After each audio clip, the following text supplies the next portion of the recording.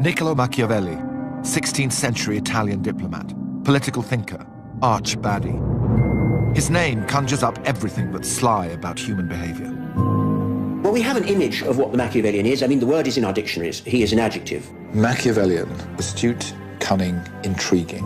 Controlling, powerful, sinister, underhand, devious, scheming. Cunning, subtle. Nefarious, manipulative, and to a degree, cruel. Peter Mandelson regularly gets described as Machiavellian. I was regularly described as Machiavellian. And it's all because of this, The Prince. Written 500 years ago, it's about power, how to get it and how to keep it. It can be said of men that they're ungrateful, fickle, liars and deceivers. They shun danger and are greedy for profit. Therefore, it is necessary for a ruler who wishes to maintain his position to learn how to be able not to be good. Machiavelli wrote The Prince in 1513. It was shocking then, and it's shocking now. It's almost as if his name itself, Macchi-evil, it just lends itself to a form of demonization. Chapter 17, of cruelty and mercy, and whether it is better to be loved than feared, or the contrary. There's absolutely nobody in history who's had more influence on modern affairs, on politics, than Niccolo Machiavelli. So what are we to make of The Prince on this, its 500th anniversary? How useful and relevant is it today?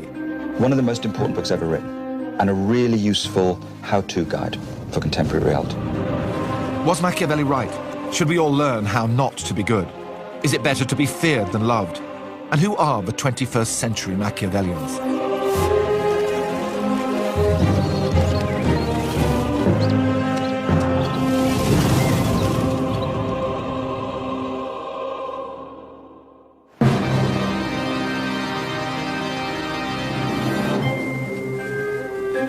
Actually, we're not in Florence. We're 10 miles south of Florence in San Casciano. This was Machiavelli's country house in the 1500s, and I'm here for a guided tour. Questo è lo studio dove Machiavelli ha scritto Il Principe. Where he wrote The Prince? Sì, yeah. Exactly. And what is this? And that is his coat of arms, his family's coat of arms, the cross and the nails. The cross and the nails? Mm-hmm. Machiavelli. It is dated back to his name, Mali Clavelli, so related with the cross and the nails of Christ. Not a bad coat of arms for a man who, for centuries, was known as the Antichrist. But the cross and nails might just as well stand for the violent times Machiavelli lived through. Florence was a city-state, occupying and controlling only a very small portion of a very chaotic Italy, surrounded by other city-states that were allies on Tuesday, enemies on Wednesday, and then allies again on Thursday. The situation was constantly changing. It was very treacherous. You didn't know who your friends were, and you couldn't trust anyone. So they had to be clever. Before he wrote The Prince, Machiavelli worked here at the Palazzo Vecchio in Florence. The old regime, run by the Medici, had just been deposed. A new regime was in charge, and Machiavelli served them as a high-flying diplomat. Machiavelli found himself at the center of all the diplomatic and political negotiations within that period, and it was his ability as a political analyst that enabled him to advance. But just when things were going so well for Machiavelli, the Medici returned to power, and events took a dramatic turn. Events that would ultimately lead to the writing of The Prince. He was falsely accused in February of 1513 of taking part in an anti-Medician conspiracy. And he's horribly tortured. And then he's thrown into prison. There aren't many documents relating to Machiavelli at this time, but this year, British historian Stephen Milner discovered one of the most important of all. He was researching Florentine town criers when he stumbled across Machiavelli's arrest warrant. Florence was an incredible place for collecting documents, and partly because they didn't trust each other. So, where are we? There you go. Oh, there we go. So this is it. You just happened to...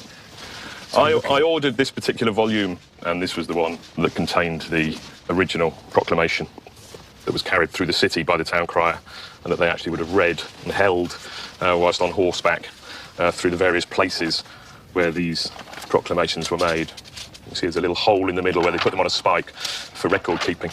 And here we see Niccolo di Messer Bernardo Machiavelli. So what is the arrest? The proclamation is asking, it's a notice asking for the whereabouts of Machiavelli and for people to come forward with information. It actually says, within the hour, intra una ora da ora, which gives you some idea of the urgency that lay behind his arrest. And it says, if they are not informed, they will not be excused. So there are no excuses for not notifying. So it is a kind of most wanted proclamation, if you like. I think working in the archives in Florence is kind of a drug, in a sense, of archive fever. You never know when you turn a page what you're going to bump into.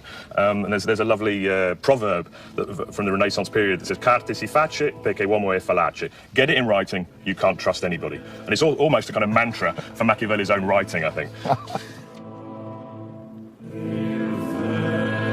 Well, here we are in the Bargello, which is the Florentine police headquarters. And this is where Machiavelli was brought shortly after he was arrested. He claimed that he was tortured, that he was actually put on a form of rack, that he went 3 notches on the rack without cracking. But there's absolutely no evidence that he was involved in this conspiracy. But he has a stroke of good fortune as well, which is the next month, the Pope Julius dies, and the Medici acquire the papacy, Leo X. And he declares great rejoicings in the city and an amnesty. And so Machiavelli is freed. But he was, in effect, banned from the city. He was sent out to his farmhouse and kept under house arrest. Rather like being on probation, he had to remain within a certain distance of the city, and that's where, in his study, he began to write what we now know as The Prince. And here he is. Those who wish to win the favor of a prince will generally approach him with gifts they believe will most delight him.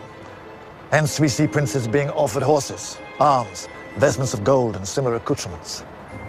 I've found among my possessions nothing I value higher than my knowledge of the deeds of great men. This is how Machiavelli begins The Prince in 1513, with a dedication to Lorenzo the Magnificent, the young Medici ruler. It was a blatant attempt to suck up to the new regime. You need me, he's saying, because I know the secrets of power. The book is, in essence, a job application. We have here The Prince, a manuscript, as you see, is beautifully illuminated, and he is datable about 1520s, and he's in the hand of the closest friend of Machiavelli, Biagio Buonaccorsi. He's one of the most eldest copy, absolutely, ever. And as you see here, Niccolo Machiavelli addresses his book to Lorenzo the Magnificent, and here you have no title. So the book is without title. The Prince is the title. The editors gave the book when the book was actually published 5 years after the death of Machiavelli. This is another fascinating detail of this book. So The Prince wasn't actually called The Prince, and there are more surprises too. Well, the first thing you notice if you pick up The Prince is that it's an extremely short book. It runs to only 90 pages. It's a book really about 2 things. One is how to gain power, and that's what the first half of the book is about. But the rest of the book, and the real interest for Machiavelli of why he wrote it, is how do you hold on to power once you've got it? I find it more fitting to seek the truth of the matter rather than imaginary conceptions, because how one lives and how one ought to live are so far apart that a ruler who persists in doing what ought to be done will undermine his power. He says, I'm trying to write something useful, utile. And so, what I say in this book departs massively, the Italian says massima, it departs massively from what anyone has ever written on this subject. So he knows that it's a revolutionary book. The intent of the book was to be a guide, a kind of handbook for politically ambitious leaders. You can play the game for good or you can play it for ill. For Machiavelli, it's more important to play the game well than to be morally good. Chapter 18 of the need for princes to keep their word. Everybody knows how commendable it is for a ruler to keep his word and live by integrity rather than by cunning. And yet, experience shows us that rulers with little regard for their word have achieved great things, being expert at beguiling men's minds. The first generation who opened this book, if they came to chapter 18 and read it, they would have been astounded by this. In Roman law, there is a maxim which says, good faith must always be kept. You must always keep your promises. Fides sit servanda. And that chapter was, I think, the one that gave it its most sinister reputation. A prince must be a fox to spot the snares, and a lion to overwhelm the wolves. Those who rely merely upon the lion's strength do not understand this. Therefore, A prudent ruler cannot keep his word, nor should he, when it would be to his disadvantage to do so. If all men were good, this rule would not stand. But as men are wicked and not prepared to keep their word to you, you have no need to keep your word to them. He knew very well the nature of human beings and how they behave or not behave. So he is a man who is used to be in the world. Those best able to imitate the fox have succeeded best. But foxiness should be well concealed. One must be a great feigner and dissembler. A deceiver will always find someone willing to be deceived. What's interesting about the book, it's a bit like it says, we've inherited an idea about human nature from Christianity and classical humanism. And this idea of human nature is encouraging us to be good. And what Machiavelli is saying is, what about if we thought differently about this? What about if we thought that vices and virtues were things you could use to survive? If a ruler who wants always to act honorably is surrounded by many unscrupulous men, his downfall is inevitable. Therefore, it is necessary for a ruler who wishes to maintain his position to learn how to be able not to be good. To any Christian reader of Machiavelli at the time, they're going to say, but you're forgetting the day of judgment. On the day of judgment, all your sins will be revealed, and you will very much wish that you hadn't behaved like that. Now, Machiavelli pays no attention to that. That's a huge silence in the book. It's just not there as a consideration. The book is predicated on the assumption that the idea that your sins will find you out is a childish superstition. They will not find you out. Machiavelli is saying something very simply, which is, these are wonderful pictures, but they've got nothing to do with reality. It's not so, if you're good, you'll be rewarded. It's not a deal. Actually, it doesn't matter whether you're good or bad, in terms of, it doesn't predict anything. So what Machiavelli is saying in contemporary language is, we need to get real.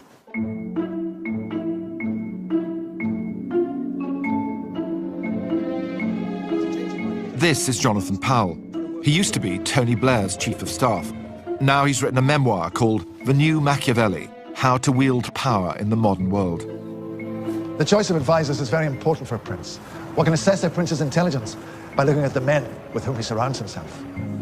So I'm kind of asking myself why you called your book The New Machiavelli. I mean, what made you do that? Because a lot of people might have thought that was a term of abuse. Well, I wanted to write a book that was actually useful to people who are in government. There are an awful lot of books of theory, constitutional books, most of which are completely useless because they describe the way things should be rather than the way things are. And what's great about Machiavelli is he writes about reality. He busts myths. He cuts through all of that. The word Machiavellian was used 358 times by the newspapers in the first year of Tony Blair's reign. Somewhere in there, there's a connection.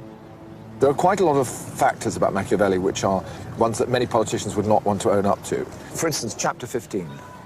It is necessary for a prince who wishes to maintain his position to learn how to be able not to be good. Machiavelli was saying not that princes should go around being evil. What he was saying is you have to check your personal morality at the door when you become a leader. The personal morality is all very well as an individual, but if you are thinking about the greater good of the community, sometimes you'll have to do things that are not good as an individual, but are good for society as a whole. A prince must therefore be a fox to spot the snares and a lion to overwhelm the wolves. This is one of Machiavelli's most interesting lessons. You must be a lion, a courageous person, but you also have to be a fox and have the intelligence and the guile to avoid traps. There's an example for Tony Blair when he was running in the 2005 election. Tony Blair decided he had to make a speech on immigration. Tony Blair said controls on immigration had already had a positive effect. And when he finished, I said to him, I noticed the teleprompter had gone wrong, because large parts of the speech you were looking down at your notes as opposed to looking at the camera. What happened? He said, there's nothing wrong with the teleprompter, just certain bits of the speech I didn't want shown on television. So I made sure I was looking at my notes so those bits wouldn't be used by the television news. That was the Fox bit. Did Tony Blair ever talk about the prince? Did he ever read it? I've no idea if he read it. He certainly never talked about it. I think he might be slightly horrified to be thought of as a Machiavellian leader, but I mean it as a compliment. Robert Greene has also been bringing the prince into the modern world. He used to work in Hollywood. Now he writes bestsellers like The 48 Laws of Power. The traditional way of looking at politics is veiled with all of these concepts of what's good for the public, of a politician's intentions, of being altruistic and generous. And what Machiavelli did is take all of that away. Look at power as it is. Watch the moves of the various people on the chessboard. So it's pure strategy, and it was absolutely brilliant. He's the first person to ever come up with that concept. There are different types of political leaders. There are the types who come into office with high ideals, They want to change things. They want to reform. They believe that they're doing something for the good of the public. And then they realize very quickly that politics is warfare. And they have to adapt to this environment. And leaders like that, perhaps Obama would fit into that category, can do very well if they're adaptable. Then you have other types like a Bill Clinton, perhaps a Tony Blair, or if you're Angela Merkel. These are more political animals by nature. They're very Machiavellian. It's in their DNA. They don't need to read The Prince. They understand how the laws of power operate. So if you're in a position of power, you have to play a game. The dynamic doesn't matter whether it's a dictatorship or a democracy. What The Prince is, in a sense, is a portrayal of the attributes and qualities that you need to take the power that you have and develop that power in a way that is most useful to you and what you're trying to do. Well, that is the case today for Barack Obama, today for Angela Merkel, David Cameron and all the rest of them. That's partly what they're about. Because we can be very squeamish about this if we want, but the truth is, power is a force. Money is the McMansion in Sarasota that starts falling apart after 10 years. Power is the old stone building that stands for centuries. I cannot respect someone who doesn't see the difference. The allure of power is a big theme in drama at the moment. In the hit series House of Cards, Kevin Spacey plays the Machiavellian senator Frank Underwood. It's a remake of the earlier series starring Ian Richardson as Francis Urquhart, written by Margaret Thatcher's Chief of Staff, Michael Dobbs. There's a dramatic thread that runs all the way from Machiavelli through Richard III, through Francis Urquhart and Frank Underwood, just talking to you, letting you in on the secrets of power. I think you could achieve anything you wanted. You might think that, Matty. I'm afraid I couldn't possibly comment. And you think that this is wonderful. You're being trusted. You're being made a co-conspirator. I'm terribly sorry. Thank you, Francis. You're a good man.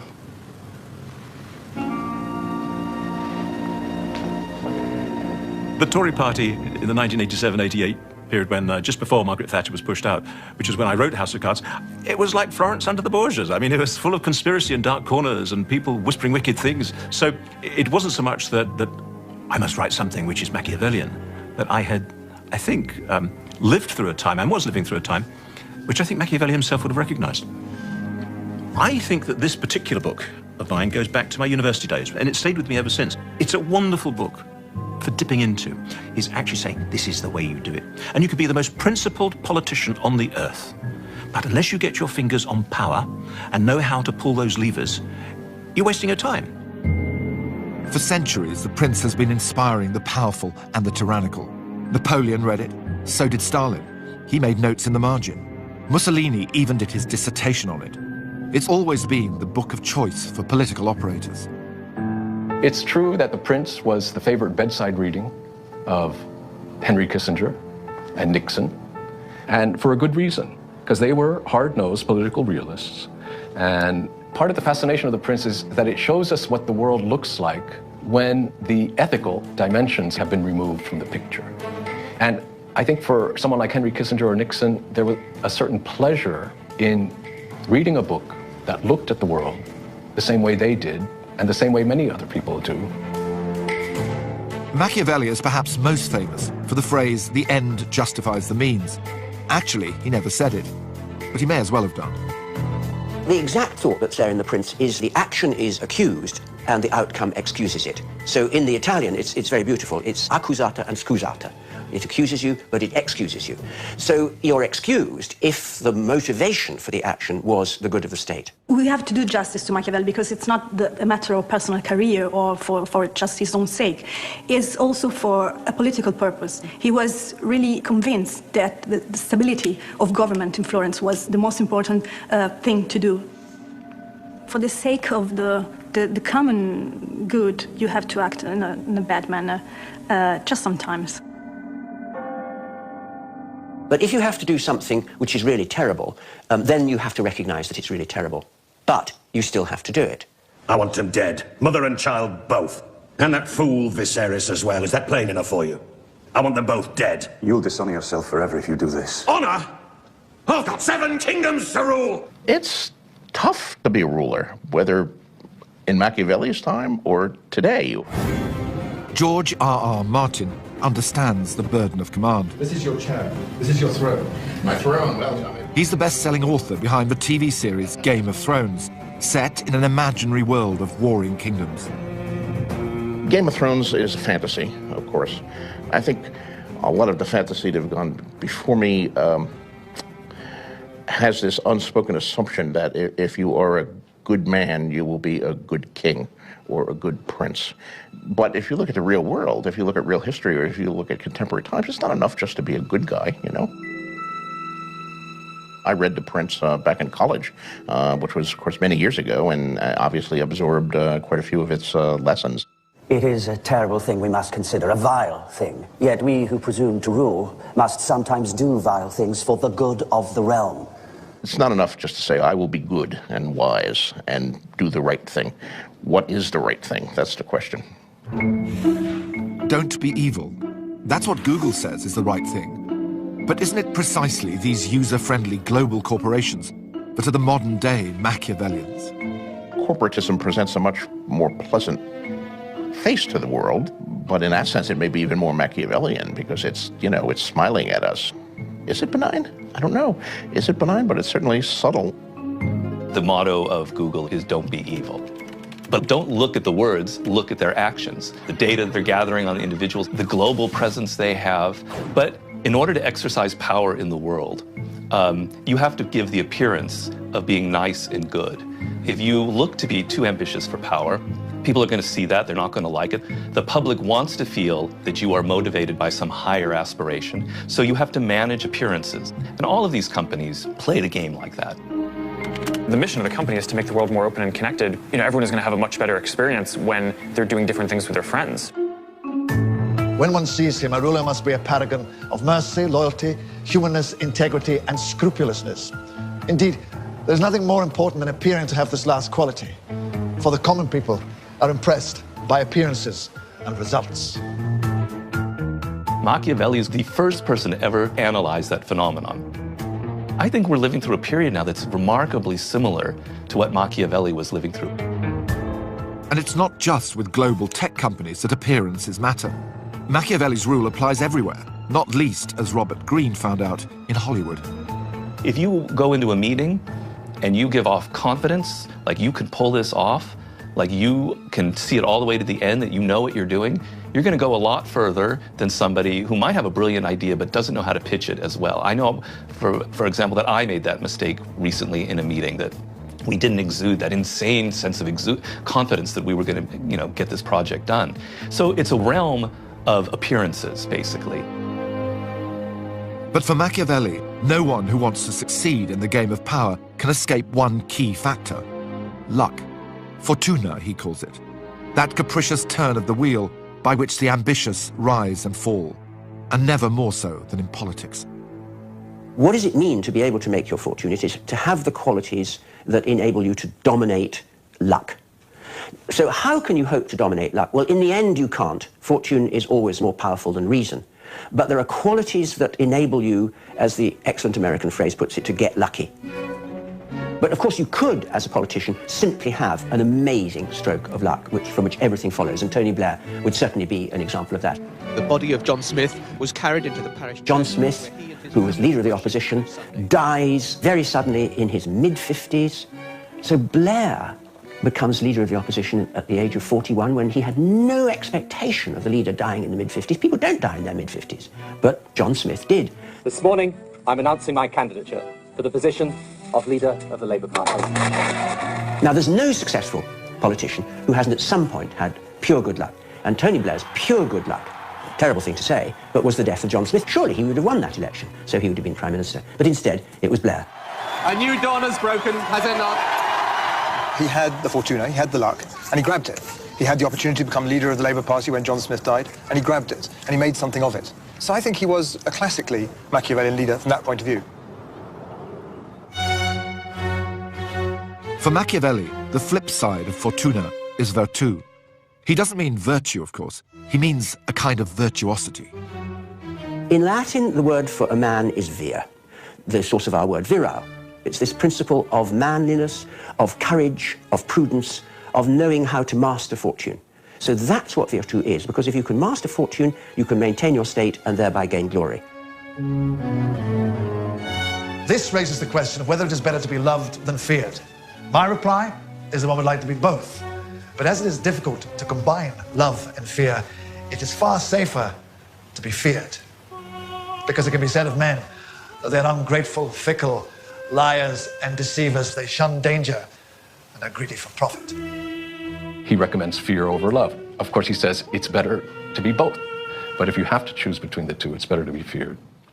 The bond of love is one that men break when it is to their advantage to do so. But fear is strengthened by the dread of punishment, which is always effective. Fear is something that you can rely on as a very stable sort of emotional foundation to build your power on. Machiavelli was all about power of the prince or of the state.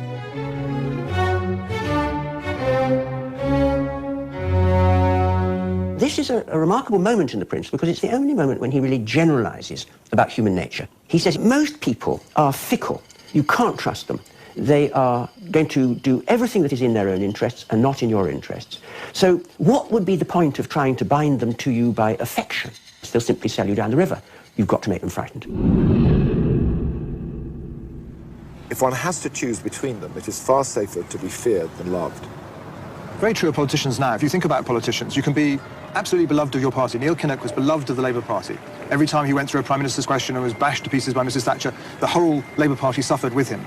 But he could never be elected because he didn't have that aspect of fear. Mrs Thatcher was never much liked, actually, by her troops. She was feared and respected.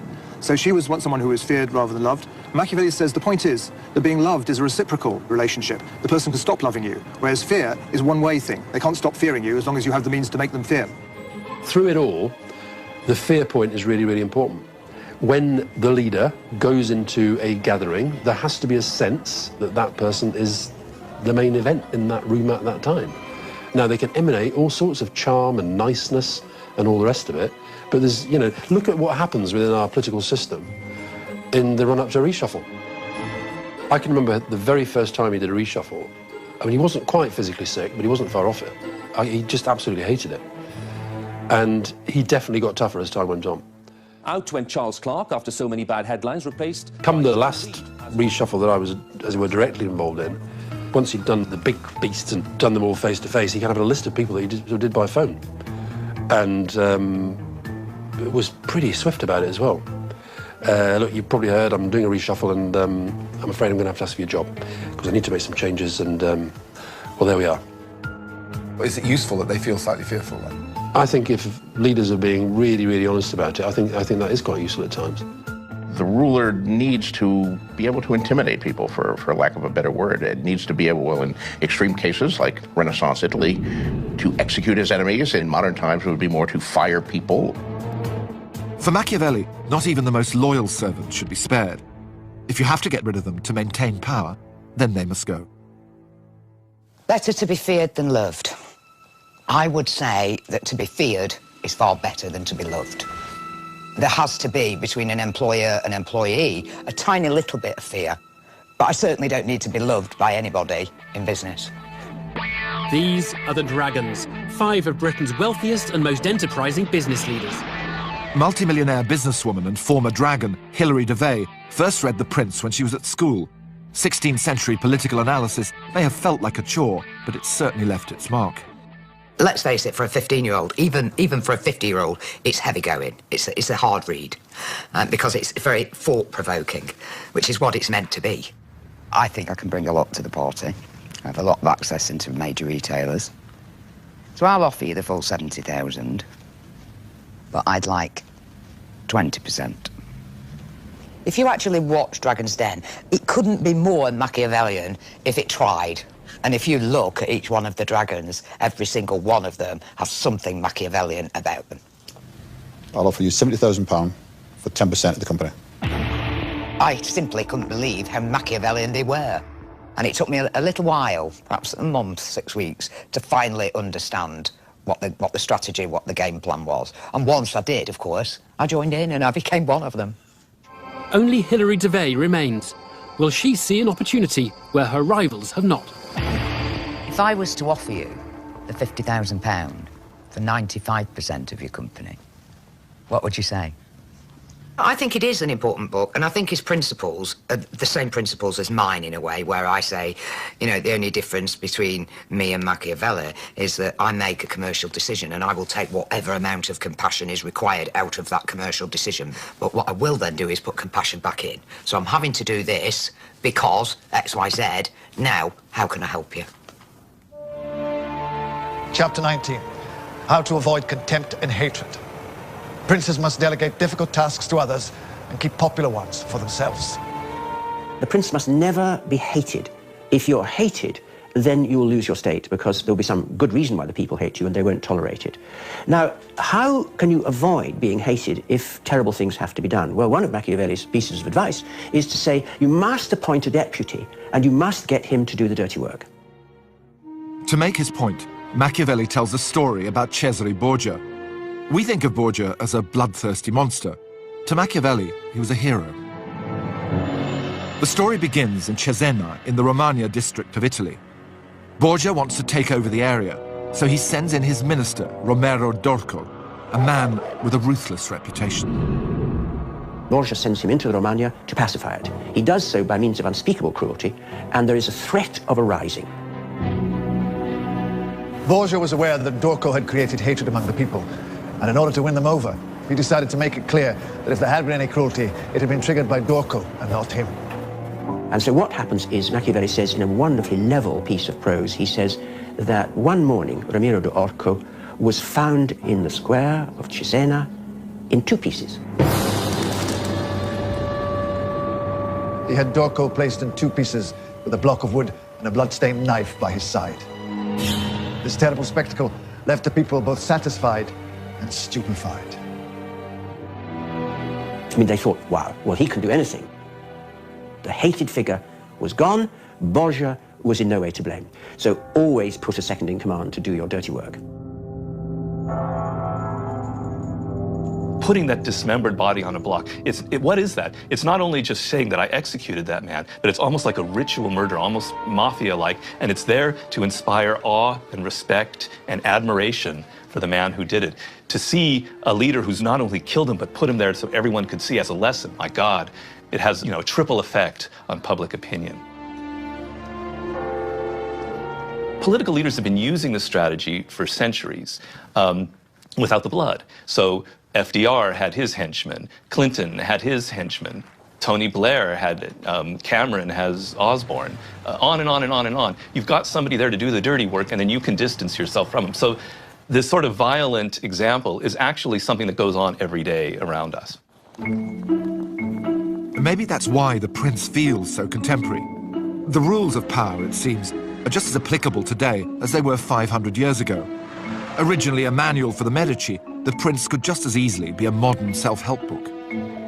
We tend to think of power only in terms of politics or business, but really, this power to control your destiny, your life, how you are in your office. If you have no control over your career, if you have no influence over your colleagues or peers or your boss, it's the most miserable feeling in the world, and nobody wants that kind of position in life. So everybody is scrambling to get more power, more control over their individual destiny.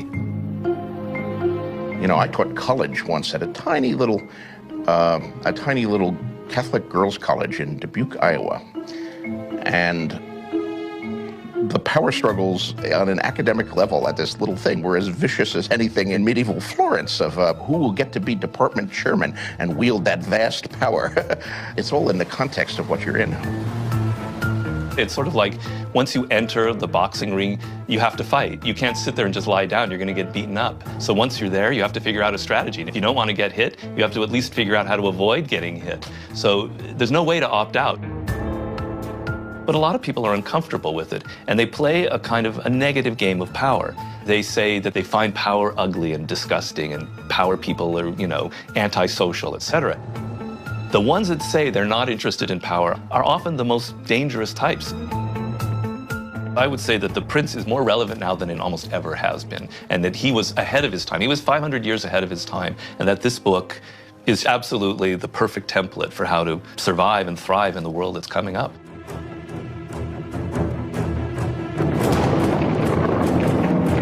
Using the prince as a guide to warfare may sound a bit extreme, But that's exactly what Colonel Tim Collins did when he was in Iraq. Collins is famous for the rousing speech he made on the eve of battle, later recreated in a short film starring Kenneth Branagh. Now, there are some who are alive at this moment who will not be alive shortly.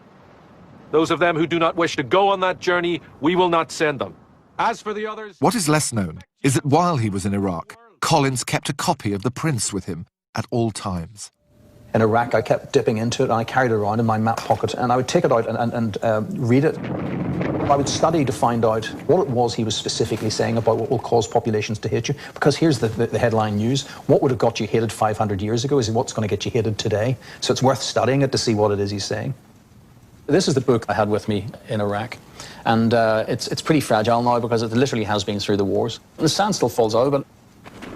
If you read Machiavelli, you realise at the end of the day, what you've got to do is the right thing. So if you're in an occupied village, we could organise a football match and give out bars of soap. Or we could have a curfew and tell you the first person I catch with a weapon is a dead man. And I want all weapons handed in tomorrow. And after that, anybody caught with one is a dead man. And then get all the weapons handed in. And once all the weapons are out of the way, and they fear your very shadow, then we can have a football match.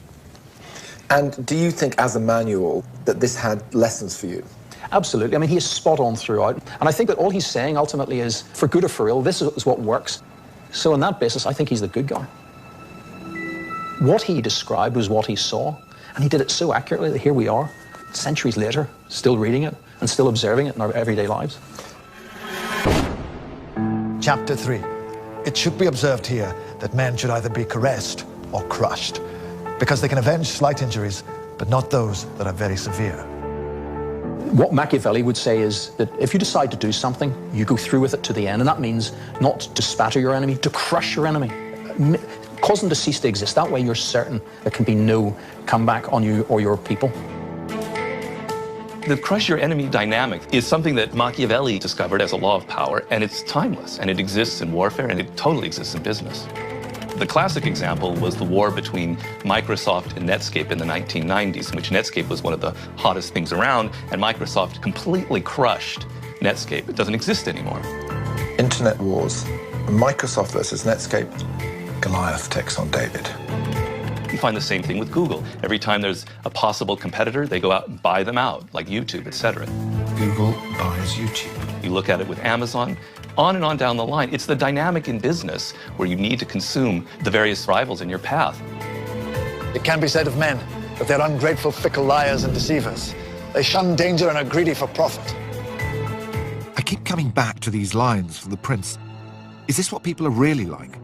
Are we all ungrateful, fickle liars and deceivers? The Machiavelli test is an attempt to answer that. It was developed by psychologists in the 1960s. 20 questions tap into our Machiavellian instincts. You end up with a score that tells you whether you're a high Mac or a low Mac. Now, this is something I can't resist. Alan, in this test there are 20 statements. I want you to indicate the extent to which you agree or disagree with each statement. I want you to answer each question as truthfully as you can. Answer 1 if you strongly disagree with the statement, 2 if you disagree, 3 if you are neutral, 4 if you agree, and 5 if you strongly agree. Okay? Number 1, never tell anyone the real reason you did something unless it is useful to do so. 2, the best way to handle people is to tell them what they want to hear. 3, it is hard to get ahead without cutting corners. 4, it is wise to flatter important people. 4. Since its conception, there have been around 1,400 studies that have used the Machiavelli test. So what do the results tell us? One of the most consistent findings to come out of those studies is that men are more Machiavellian than women. Right? Not by a great deal, but they come out consistently more Machiavellian than women. Machiavellianism tends to peak in adolescence. And another interesting finding to come from the studies is that it doesn't matter what your political orientation is. That is, right-wingers and left-wingers don't differ in Machiavellianism, whereas you might tend to think that perhaps right-wingers are a little bit more Machiavellian. They're not. So how did I do? Well, Alan, I suppose it's good news. You came out with a mean score of 2.95 on these questions, which means that you're neutral or just tending to disagree with the Machiavellian questions. It makes you somewhat less Machiavellian than the average person. But if I were truly Machiavellian, I would probably be lying, wouldn't I? You probably would in this setting because you're filming a documentary and your responses are going out to the nation. But if you were in an anonymous research setting... I'm still not sure what to make of Machiavelli. Is The Prince a manual for tyrants, devoid of all morality? Or is it a realistic guide to life? Is Machiavelli a goodie or a baddie? It seems to me that he holds a place as a kind of cultural icon. He's a baddie, whereas actually the book is about the exposure of the nature of badness and goodness. It says we need to think of morality as a toolkit. Vices and virtues are artifacts we've invented to survive.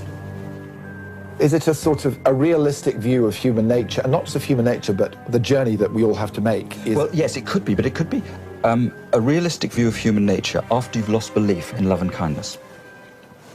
But you could put it the other way around and think that what's being said is, if virtue isn't necessarily rewarded, why be virtuous? Which is a good question. And the answer would be something like, well, virtue is good in and of itself. It's better to be kind than to be cruel. Not because you'll do better in life, but because it's better to be kind than to be cruel. I'm keen on the thought that Machiavelli is a moralist. He's just not a kind of moralist whom I admire. He is someone who thinks that the quality of your actions is to be judged in terms of their consequences. And that allows him this great leeway for saying, well, you know, it's necessary for the goal, which is a good one, for you to do evil. And don't worry about the fact that you have done something which is unjust if you are certain that if you didn't do it, it would have affected the security and the well-being of the state, because your job is to maintain that. And the point is, you've got to maintain that whatever happens. That's the horrible thing about Machiavelli. I mean, let's be clear, this is, I think, a horrible book. I mean, it's a horrible book because it says, you know, don't worry about the virtues, just worry about consequences. Your job is to keep people secure, do whatever is necessary. Well, if you think about the implications of that, they're pretty appalling. I also think there's a despair in this, because the fundamental despair in it is the assumption that people don't want to collaborate with each other, that people don't want to look after each other. So it's a bit like, you could imagine it also as a book written in the aftermath of a trauma. And in a way, of course, he was in prison, so there was a trauma. You could think Machiavelli is very disillusioned about a lot of things. So it's a bit like he's saying, once you lose heart, once you lose belief in human goodness and collaboration and kindness and love, this is what the world's going to look like. And more of us are going to have experiences in which we feel disillusioned. So we need to wise up to this. This is Tupac Shakur. He'd been a huge fan of Machiavelli before he was gunned down in 1996. When he was in prison, he studied The Prince, and when he got out, he changed his name to Machiavelli and made videos like this. More recently, the rapper 50 Cent wrote a book with Robert Greene called The 50th Law, a Machiavellian Bible for success based on the single principle, fear nothing. There is not a single more Machiavellian environment than the music industry on this planet. It makes Hollywood look like kindergarten. It is ruthless. It's the Game of Thrones ×5. And so someone like 50, he said it helped him. It helped him negotiate this shark-infested environment. Power is a neutral term. It can be used for bad, and it can be used for good. It's like a tool. I got the energy to win. I'm full of adrenaline, play the curve and get nauseous. Watching the spin, I make plans to make it a prisoner of the state. Now I can invite your ass out to my... Apart from Tupac and 50 Cent, who else these days measures up to Machiavelli? Who would Machiavelli approve of? Well, a lot of what Machiavelli is about being strategic, about trying to think in a longer-term frame. So you think about someone like Alex Ferguson at Manchester United. He was clearly a strategic manager. He wasn't trying to think about the next match. He was thinking on a much longer time frame. So I think someone like that, again, would be an unconscious Machiavellian. I would say that the most person, certainly in my lifetime, that I would resemble to Machiavelli would be Margaret Thatcher. She certainly wasn't loved by a cabinet, but she was certainly feared. I think if you're looking for a very good example of an institution that has applied well some of the lessons and the principles in The Prince, you'll find them in the royal family. I mean, there was a period when actually the sense of the royal brand, if you like, was becoming quite negative.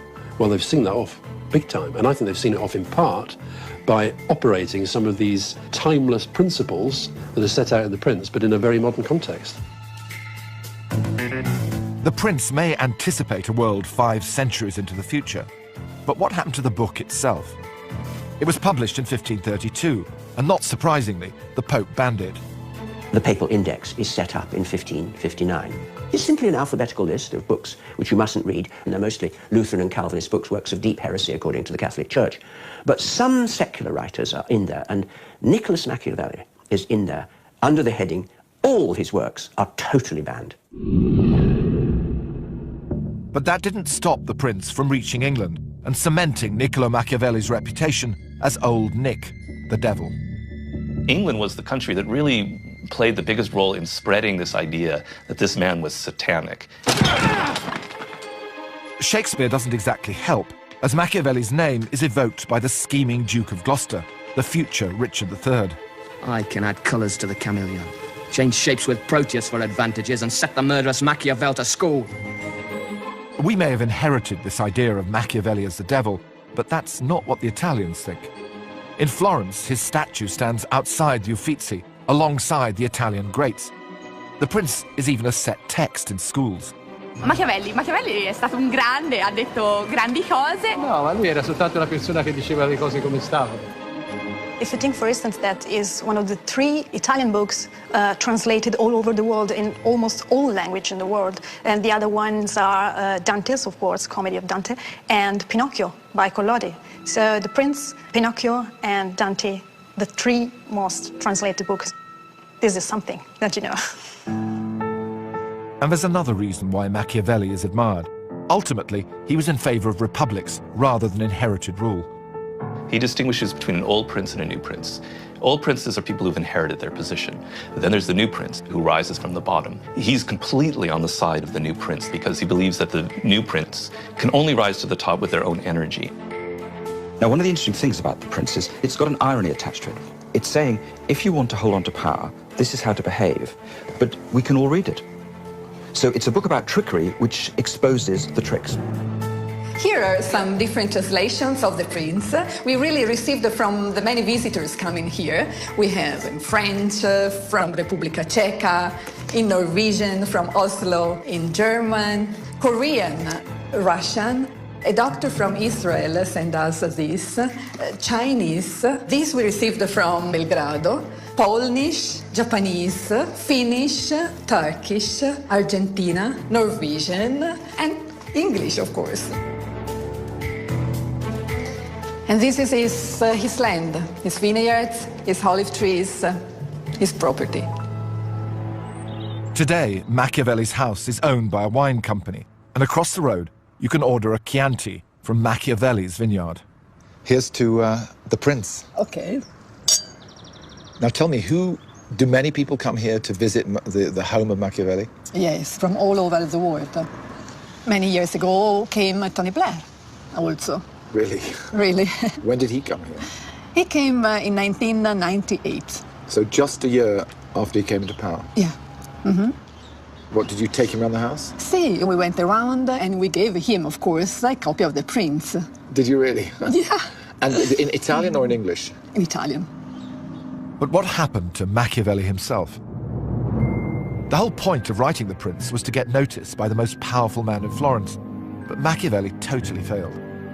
As far as we know, Lorenzo the Magnificent never even read it, and Machiavelli never got his job back.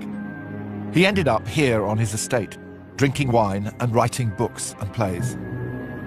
In many ways, Machiavelli was a failure because he gave advice that other people could never be seen to be taking. It may well have been very useful to other people, but the last thing they could do, according to his own tenets in the book, is show that they were taking his advice. The biggest irony in this whole story is that Machiavelli himself didn't appear to be in the least bit Machiavellian. In a letter to a friend, Machiavelli once wrote, "When evening comes, I go back home. I take off my work clothes and put on the clothes of an ambassador. I enter the ancient courts of rulers. I forget every worry. I'm no longer afraid of poverty or frightened of death. I live entirely through them." Machiavelli died in 1527 at the age of 58, 5 years before The Prince was published. Little did he know that 500 years later, what he called his little pamphlet would remain one of the most influential books ever written. Machiavelli to gone till I'm gone. I maintain my army of lunatics and stay home till the day I die. Alan, what about the BBC? Surely that's a Machiavellian institution. You may think that, but I couldn't possibly